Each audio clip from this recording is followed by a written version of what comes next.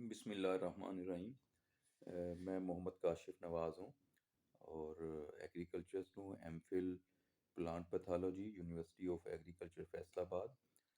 तो आज जो है 15 जनवरी सन 2024 है। तो आज जो वीडियो बनानी है, इसका जो टॉपिक है बड़ी इम्पोर्टेंट है। ये है पोटाशियम के हवाले से कि पोटाशियम का जो रोल है वो प्लांट्स के अंदर, क्रॉप्स के अंदर क्या है। तो सबसे पहले मैं आपको बता दूं, पोटाशियम जो है ये एक जो है वो मैक्रोन्यूट्रेंट्स है। ठीक है जी, मेजर मैक्रोन्यूट्रेंट्स है। एनपीके, तीन जो मेजर हैं, नाइट्रोजन, फास्फोरस, पोटाश, उसमें से एक जो है वो पोटाश है।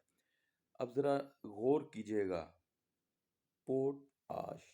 ठीक है जी, एक्चुअली ये जब कभी किसी ने पोटाश बनाई, ठीक है जी, तो अपना क्या कहते हैं, ये किसी बर्तन में बनी, ठीक है जी, तो इसका नाम पॉट ऐश इस तरह बन गया, यानी कि ये मतलब राख से बनी, यूँ समझ लें आप।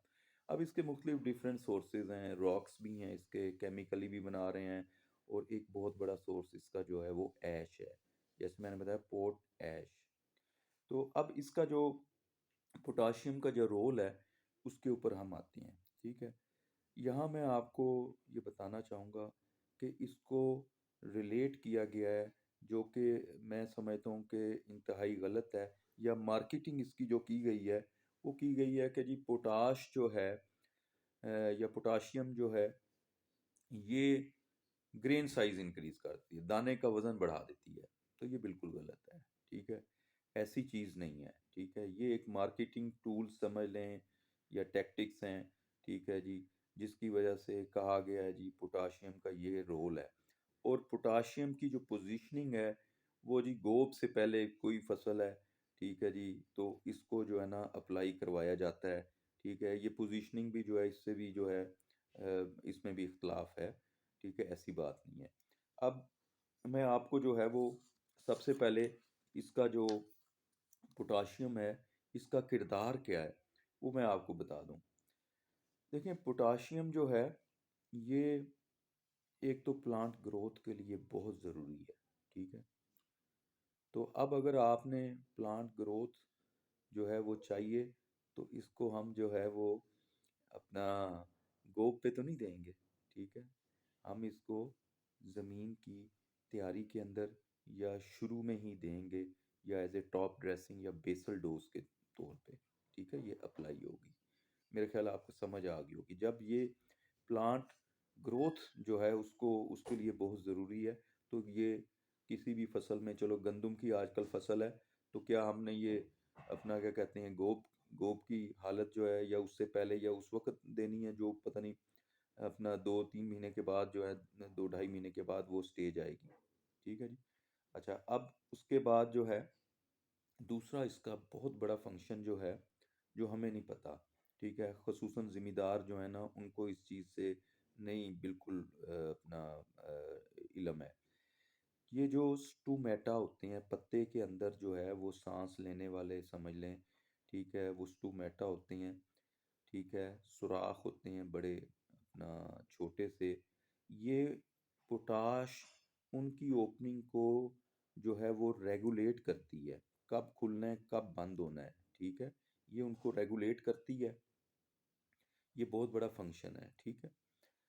अच्छा, उसके बाद जो है ये एक और बहुत बड़ा फंक्शन जो पोटाश का, पोटाश जो है वो पानी, न्यूट्रिएंट्स, ठीक है, यानी कि न्यूट्रिएंट्स, खुराक, कार्बोहाइड्रेट्स जो है उसको जो है उसकी ट्रांसलोकेशन के अंदर जो है पौधों के अंदर उसकी मूवमेंट जो है उससे इसका बहुत बड़ा ताल्लुक है। ये एसोसिएटेड है उससे, खुराक की तरसील के आगे पीछे करने के लिए। उसके बाद ये खामरे एंजाइम, ठीक है, उसकी एक्टिवेशन के अंदर इसका बहुत बड़ा रोल है। ठीक है, इन शॉर्ट फोटोसिंथेसिस के ऊपर जो है ये मतलब एंजाइम एक्टिवेशन पोटाश की वजह से, ठीक है, वो होती है, और वो फोटोसिंथेसिस के ऊपर उसका बड़ा रोल है। अच्छा, अब उसके बाद पोटाश की डेफिशिएंसी से क्या होगा? ठीक है जी, ग्रोथ जो है ना वो सही नहीं होगी, पौधे छोटे रह जाएंगे, कमज़ोर रह जाएंगे, स्टंटेड होगी। ठीक है। अच्छा, जब ग्रोथ सही तरह नहीं होगी, छोटे पौधे रह जाएं, ठीक है, या पौधे भी ठीक हैं लेकिन ग्रोथ सही नहीं हुई, तो क्या होगा? पैदावार में कमी आ जाएगी। ठीक है। अच्छा, उसके बाद पोटाश जो जड़ है उसकी ग्रोथ में इसका बहुत बड़ा किरदार है। ठीक है, उसको मजबूत बनाती है। ठीक है। उसके बाद जो है ये रेस्पिरेशन, ये एक प्रोसेस है। ठीक है जी, इसके अंदर भी स्टोमेटा का रोल होता है, ये उसको रिड्यूस करती है ताकि पौधे की एनर्जी जो है ना ज़ाया ना हो। अच्छा, उसके बाद पौधों के अंदर, फसलों के अंदर जब हम पोटाश इस्तेमाल करते हैं तो ये लॉजिंग को, वो फसलें गिरती नहीं है। ठीक है, ये उसको कम करती है।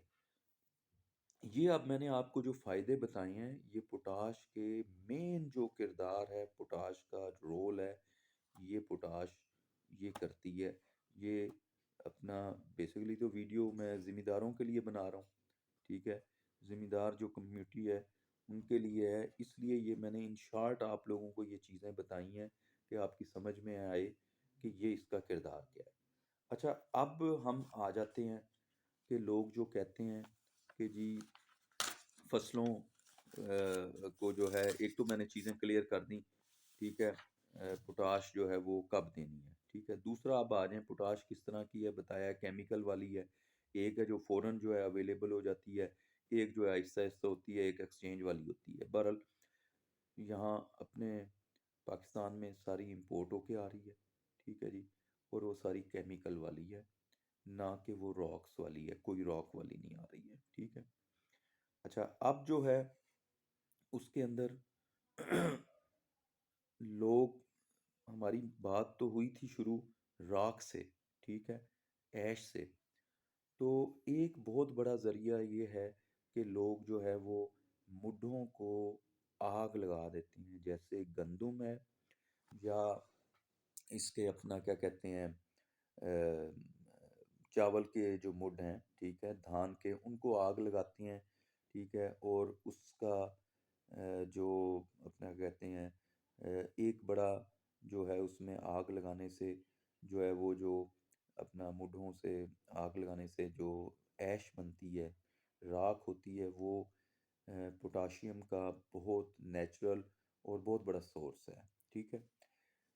अच्छा, उसके बाद लोगों का जो है वो ये है कि मुड्ढों को आग लगाने से जो है ना जी वो बीमारियां भी कम हो जाती हैं जी। गंदम के अंदर अब जो तने की सुंडी है, वो जिन्होंने आग लगाई है वहाँ पे वहाँ पे जो है वो तने की सुंडी जो है उसका अटैक कोई नहीं है। ठीक है। अच्छा, ये रिलेट पोटाश से भी कर रहा है। देखें, जो मुड्ढों को आप आग लगाती हैं उसमें ठीक है पोटाश का सोर्स आता है, इसमें कोई शक नहीं है, लेकिन इसका बहुत बड़ा नुकसान है। ठीक है, एक तो पोटाश का सोर्स ज़्यादा आता है, उससे पीएच इंक्रीज हो जाती है, और जो आग लगाने से टेम्परेचर जो राइज होता है, ठीक है, 38 डिग्री सेल्सियस से 44 42 डिग्री सेल्सियस तक चला जाता है। अच्छा, अब उससे क्या है, उससे जो नुकसान है, ठीक है, वो इस तरह है कि जब आग लगती है तो ये जो ऊपर वाली जो ज़मीन की लेयर होती है 1 सेंटीमीटर, ठीक है, तो उसके अंदर जो है ये टेम्परेचर इंक्रीज होता है। तो उससे जो टेम्परेचर आपको बताया इंक्रीज, तो उसके अंदर जो मौजूद बैक्टीरिया और फंजाई, ठीक है, उनकी जो पॉपुलेशन है वो उसको डैमेज होता है, और ये दोनों बैक्टीरिया और फंजाई जो हैं ये बहुत क्रिटिकल हैं सॉइल फर्टिलिटी के लिए। ये याद रखें, ज़मीन अगर ज़िंदा चीज़ है, अल्लाह ताला ने इसको ज़िंदा बनाया है, तो इसके अंदर ये माइक्रो ऑर्गेनिज़म है जिनकी वजह से ये ज़िंदा है। तो वो 1 सेंटीमीटर वाली जो लेयर है उस पे टेम्परेचर का इफ़ेक्ट होता है, और जो बैक्टीरिया और फंगस हैं वो उनकी जो है पॉपुलेशन को डैमेज करती है। ठीक है, और उससे ज़मीन की ज़रख़ेज़ी जो है उसके लिए बहुत ज़रूरी होती है, उसको फिर नुकसान पड़ता है। अच्छा, अब इनको जो फसलों को आग लगाते हैं, तो उससे जो है ये अपर लेयर जो होती है, उसके अंदर जो फ्रेंडली जो माइक्रो ऑर्गेनिज्म है, ठीक है, बैक्टीरिया फंजाई हो गए, उसके अलावा भी हैं, तो उनका जो है वो अपना क्या कहते हैं, ये एक्चुअली माइक्रो ऑर्गेनिज्म जो पेस्ट हैं, ठीक है, जो फ्रेंडली पेस्ट हैं, दोस्त कीड़े हैं, दोस्त कीड़े समझ लें, ठीक है जी। तो वो उनको जो है वो अपना नुकसान होता है, और जो अपना क्या कहते हैं, उनसे एक तो ऑर्गेनिक जो मैटर है उसकी क्वालिटी भी जो है ना वो डैमेज होती है। अच्छा, अब ये जो दोस्त कीड़े हैं ये मर जाएंगे, तो फिर उसके बाद जो है जो दुश्मन एनिमी कीड़े हैं, तो वो ज़ाहिर बात है दोस्त कीड़े उनको कंट्रोल में रखते हैं। इसकी मैं मिसाल आपको बड़ी आसान सी मिसाल बताता हूँ। देखें, जंगल में शेर, चीते, टाइगर, ये सारी चीज़ें मौजूद हैं, और हिरन भी हैं। अब वो हिरन जो हैं उनका शिकार करते हैं ताकि उनकी पॉपुलेशन जो है वो कंट्रोल में रहे। ये एक नेचुरल इकोसिस्टम है, कुदरत का एक निज़ाम है। इसी तरह जो ये दोस्त कीड़े होते हैं, ये दुश्मन कीड़े जो हैं उनको खाते हैं और उनकी पॉपुलेशन को रेगुलेट करते हैं, ठीक है। अब जब वो आग लगाने से, मुड्डों को आग लगाने से दोस्त कीड़े जो हैं वो डैमेज हो जाएंगे, तो फ्रेंडली कीड़े नहीं होंगे, तो जो दुश्मन कीड़े हैं, ठीक है, उनकी पॉपुलेशन इंक्रीज हो जाएगी। आपको बताया ऑर्गेनिक मैटर, ऑर्गेनिक जो क्वालिटी है वो भी डिटोरिएट होती है। अच्छा, अब जब दोस्त कीड़े आपको ये बता दिया जो है वो अपना क्या कहते हैं उनको नुकसान होगा, तो ज़ाहिर बात है अपना कहते हैं बीमारियां ज़्यादा आएंगी, ठीक है। इसलिए जो है एक ये हो गया। अब उसके बाद जो अपर लेयर है, आग लगाने से उसकी ज़मीन की जो सॉइल की सॉल्युबिलिटी है वो बहुत ज़्यादा मुतासर होती है। अब इंडिया में एक जो सर्वे हुआ है, एक जो रिपोर्ट बनी है, ठीक है, इंडिया की मैं एग्जांपल दे रहा हूँ क्योंकि इंडिया बिल्कुल साथ है और ज़मीनें मिलती जुलती हैं। तो उसके अंदर जो है 1 टन मुड्ढों को आग लगाने से जो नुकसान है 5.5 किलो, ठीक है, 1 टन का मतलब है 25 मन। अगर हम जो है वो ये इसको आग लगाते हैं 25 मन इसको मुड जो उसका वेट है, तो 5.5 किलोग्राम तो नाइट्रोजन उसमें लॉस हो रहा है, ठीक है। उसके बाद जो है तकरीबन जो कोई अपना फास्फोरस है, कोई 2.5 किलो के करीब उसका, और 25 किलोग्राम जो है वो पोटाश का, और 1 किलो से ऊपर सल्फर जो है उसका नुकसान हो रहा है, ठीक है। अब ये तो जिम्मेदारी के हवाले से आ गया। अब जब आग लगाती हैं, ठीक है, तो उससे जो पोल्यूशन होती है, ठीक है, पाकिस्तान के लाहौर और कराची जो है दुनिया के अंदर गंदे तरीन शहर हैं इस पोल्यूशन की वजह से। तो ये ज़्यादा क्यों हो रही है, इसका एक मेन बड़ा सोर्स जो है वो ये जो आग लगती है, ठीक है, कारखानों के अंदर जो है वो ठीक है, वहाँ से भी जो है ये प्रॉब्लम होता है। लेकिन जो आग ज़िम्मेदार साल में 2 दफ़ा लगाते हैं वो बहुत बड़े एकड़, वो लाखों करोड़ों एकड़ होते हैं जिन पे लगती है, तो इसलिए उनसे पोल्यूशन बहुत ज़्यादा आती है, ठीक है। अच्छा, अब जो ज़मीन की चीज़ है ना वो ज़मीन में जानी चाहिए। एक मेरे बड़े अच्छे दोस्त थे, कोई 20-22 साल पुरानी बात है, अली अहमद महेश साहब, शायद अब ज़िंदा ना हो। उस वक़्त ही काफ़ी उनकी एज थी, रिटायरमेंट के करीब थे। ईडीओ थे वो, बहावलपुर के, पहले खानेवाल में रहे। तो वो कहते होते थे जो ज़मीन की चीज़ है ना वो ज़मीन के अंदर जानी चाहिए। अब ये जो गंदम का जो अपना मुड है, ठीक है, या इसका स्ट्रा है, ठीक है जी, तो ये ज़मीन के अंदर जाना चाहिए। अब ऐसी मशीनरी आ गई है, ठीक है, जो इसको जो है वो ज़मीन के अंदर जो है अपना कहते हैं उसी ज़मीन के अंदर ये उससे इसकी कटिंग हो जाती है, इसको अपना क्या कहते हैं ज़मीन का हिस्सा बनाया जा सकता है। इसी तरह पैडी जो है, धान है, उसके मुड भी जो हैं वो मशीनें अवेलेबल हैं, ठीक है। तो वो ज़मीन के अंदर जो है चले जाएँगे, ज़मीन में जाके उनकी डिकम्पोज़िशन हो जाएगी, तो वही चीज़ ज़मीन को मिल जाएगी। उसमें फ़ॉस्फ़ोरस भी है, नाइट्रोजन भी है, पोटाश भी है। ठीक है जी? तो ये सारी चीज़ मैंने आपको बताई। कुछ दोस्त जो है वो डिस्कस कर रहे थे जी हमने आग लगाई है। उसके आग लगाने से जो है ना जी हमारे यहाँ तने की सुंडी नहीं आई है। ये बिल्कुल एक, मैं समझता हूँ इसकी कोई साइंटिफिक नहीं है। ठीक है? अगर आपने आग लगाई है, तने की सुंडी नहीं आई है गंदुम के ऊपर, ठीक है? वो तने की जो सुंडी है ना उसने वही काम करना है कि सिट्टे खाली रह जाए ना, जैसे धान के अंदर सफ़ेद या बग्गे सिट्टे जैसे कहते हैं, वही काम करना है। जो मतलब डेड होते हैं उनमें दाना नहीं बनता। अब वो कह रहे हैं हमने आग लगाई है तो वहाँ पे वो नहीं आया, ऐसा नहीं है। ठीक है? आप मुझे ये बताएं कि आप धान के अंदर भी तो अब सॉरी गंदुम के मुड्ढों को आग लगाएंगे, तो फिर धान की फसल लगाएंगे तो उसके अंदर तो बहुत ज़्यादा सीरियस पेस्ट बना हुआ है ये स्टेम बोरर। तो मेरे ख्याल में आप मेरी इस जो है वो बात को समझेंगे। ठीक है? तो अब जो है मेरे ख्याल में सारी बातें हो गई हैं। एंड के ऊपर जो पोटाश की मैं बात कर लूँ कि पोटाश का सबसे बड़ा सोर्स जो है वो मैंने आपको बताया, वो नेचुरल है। ठीक है?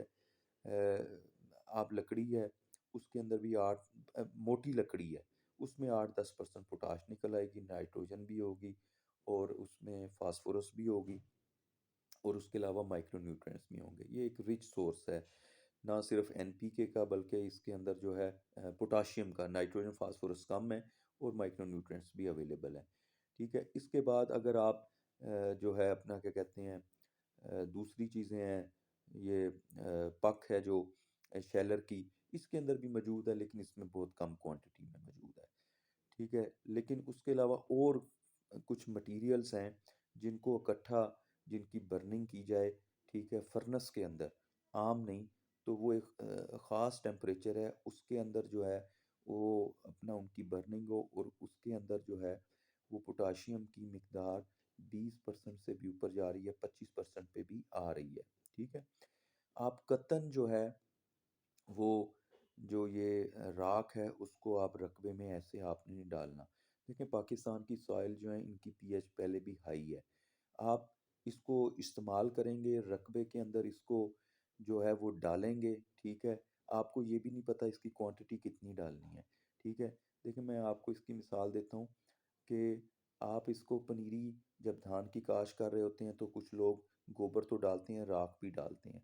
ठीक है? जब आप वो राख डालते हैं तो वो धान की इसलिए डालते हैं कि भाई पनीरी की पिटाई बड़ी आसानी से हो सके और अपना क्या कहते हैं मुश्किल ना आए। तो वो राख आप डालते हैं तो वहाँ जहाँ राख वो डालते हैं आप, तो वो पनीरी जो है वो शुरू से येलो रहती है। ठीक है? वो येलो इसलिए होती है क्योंकि सॉइल की पीएच पहले हाई होती है। ठीक है? और अपना ऐश डालने से, शेलर वाली ऐश डालने से मज़ीद वो हाई हो जाती है, तो वो पीली हो जाती है, वो आखिर तक पीली रहती है। ठीक है? इस चीज़ का तजर्बा पिछले साल हमने उकाड़ा में किया। मिर्ज़ा नसीर साहब हैं, मिर्ज़ा खुर्शीद जो हैं उनके बेटे हैं, वो उनको ये प्रॉब्लम हुआ तो उन्होंने मेरे से डिस्कस किया तो मुझे समझ आ गई। तो मैंने फिर उनको कुछ चीज़ें बताई जिनसे उनका वो मसला हल हो गया। अच्छा, जब वो मसला हल हुआ तो फिर जो उन्होंने वो शेलर वाली ऐश डाली हुई थी उसने भी अपना रोल प्ले करना शुरू कर दिया और उन्होंने कहा कि यार वहाँ पे ग्रोथ बहुत अच्छी हुई है। ठीक है? तो इसके लिए आपको मज़ीद मालूमात चाहिए, मेरे नंबर्स मेरे चैनल में मौजूद हैं और हमारे पास ऑर्गेनिक पोटाश अवेलेबल है जो ऐश से बनी हुई है। ठीक है? आपको क्लियर बता दें, ऐश से है, इसका ये होगा, इसमें अमेंडमेंट हुई हुई है, इसमें ऐसा मटेरियल यूज़ हुआ है कि जिसकी जो है वो अपना इसकी पीएच भी नॉर्मल है और इसमें न्यूट्रिएंट्स जो है वो trace elements zinc copper iron manganese वगैरह ये सारी चीज़ें मौजूद हैं। ठीक है? नाइट्रोजन फास्फोरस पोटाश भी मौजूद है। ऑर्गेनिक मैटर हो गया, इसके अंदर सिलिका आ गया। तो ये अपना आप हमारे से रब्ता कर सकते हैं, हम आपको पूरी गाइडलाइंस देंगे। अच्छा, ये ऑर्गेनिक होने की वजह से इसकी अवेलेबिलिटी फ़ौरन नहीं है, स्लो है। स्लो मतलब ये है कि आहिस्ता आहिस्ता ये रिलीज़ होती है, जबकि जो अच्छा, जो आहिस्ता-आहिस्ता होती है वो एंड तक जो है पौधे को मिलती जाएगी, ठीक है? और जो केमिकल वाली है वो रेडीली अवेलेबल होगी, एक ही दफ़ा अवेलेबल होगी। अब एक बंदे की रिक्वायरमेंट जो है वो 2 रोटियों की है, आप उसको जो है वो 4-5 रोटियाँ रख देंगे तो वो 2 से थोड़ी ज़्यादा ही मतलब कुछ कोशिश करेगा ले, ठीक है? बाकी तो वो ज़ाया रह जाएगी। अच्छा, जबकि जो दूसरी ऑर्गेनिक वाली पोटाश है, ठीक है, ये स्लो मिलती जाएगी। एक दफ़ा पौधे ने अपनी रिक्वायरमेंट ले ली, फिर अवेलेबल रहेगी, दूसरी दफ़ा मिल गई तो ये अवेलेबल होती रहेगी। तो उम्मीद है आप सब दोस्त जो हैं वो अपना आप लोगों को वीडियो अच्छी लगी होगी। बहुत अच्छी मालूमात मैंने आपके लिए कोशिश की कि मैं आपको दे सकूं। तो इंशाल्लाह ताला नेक्स्ट वीडियो में मुलाकात होगी। अस्सलाम वालेकुम।